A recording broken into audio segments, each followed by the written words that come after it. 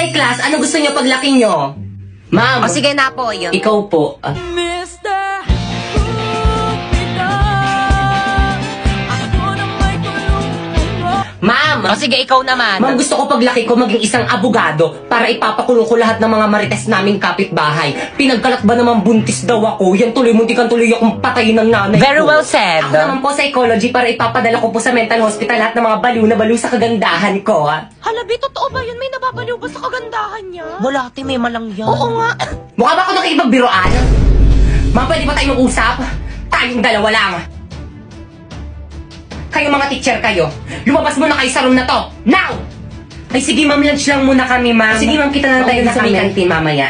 Ikaw mama, bakit ba lagi mo na lang ako pinapahiya sa mga classmate ko? Ano na naman kadramahan yan anak? Oo, alam ko pangit ako pero kasalanan ko bang nagmana ako sa'yo? Anak, ginagawa ko lang naman yun para hindi nila malaman na magnanay tayo. Kasi kapag nalaman nila na magnanay tayo tapos binigyan kita ng mataas na grades, magtataka sila. Ang bobo mo pa man din.